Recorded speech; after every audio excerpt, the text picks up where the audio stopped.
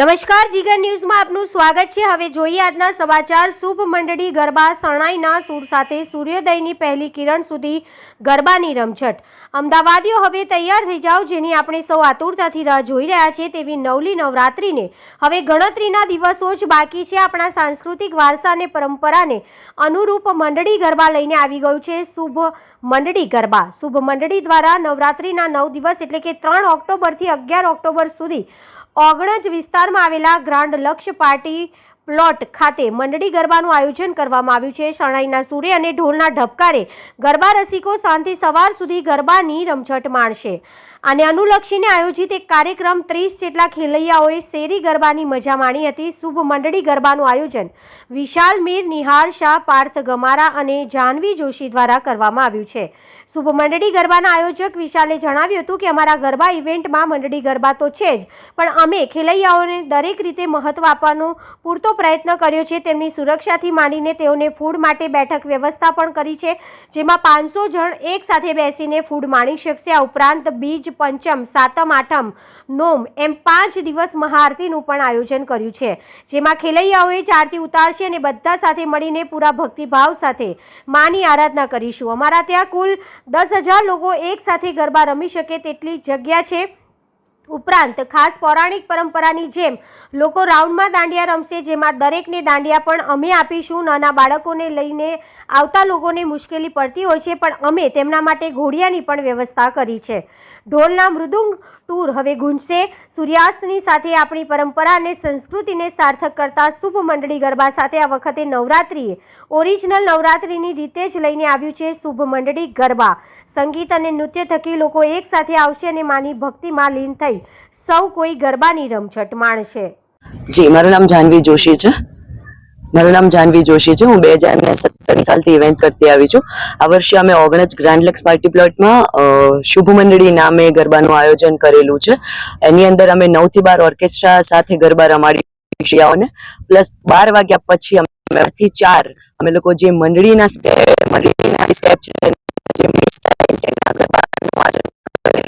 અમે આ વર્ષે નવું એ લાવી રહ્યા છીએ કે અમે લોકો રાસ ઇન્ક્લુડ કરેલા છે કે અમે છેલ્લા 2 કલાક રાસ રમાડવાના છીએ।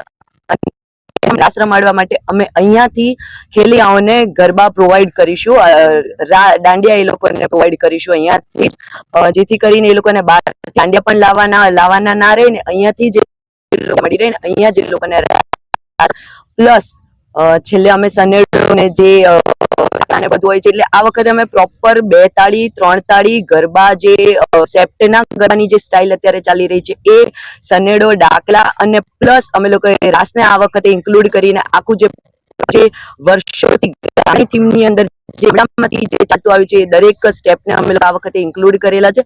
પ્લસ અમારા લોકોની થીમ છે એ ગામડાની થીમ છે। અમે લોકો ગાડું સાથે જેટલી પણ ગામડાનું જે કંઈ પણ પ્રોપ્સ છે એ બધા જ મૂકેલા છે। પ્લસ અમે લોકોએ સેલ્ફી બૂથ 2 મોટા સેલ્ફી બૂથ રાખેલા છે, એ પણ ગામડાની સ્ટાઇલના છે।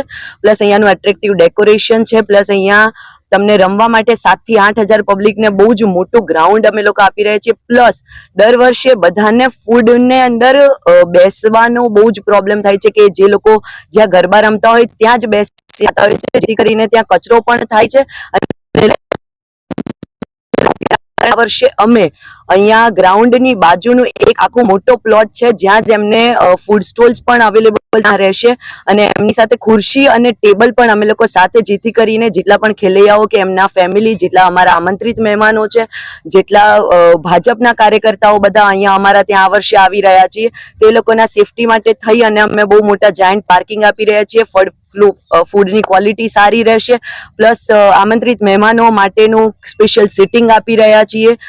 એ લોકોનું સન્માન થશે। અહીંયા મોટા પાર્કિંગ છે, સિક્યુરિટી બાઉન્સર્સની સુવિધા છે, અને પ્લસ લેડીઝની સુવિધા માટે અમે આ વર્ષે બહુ જ મોટી લેડી બાઉન્સર્સની સુવિધા વધારે અમારા ત્યાં આ વર્ષે અમે આપી રહ્યા છીએ।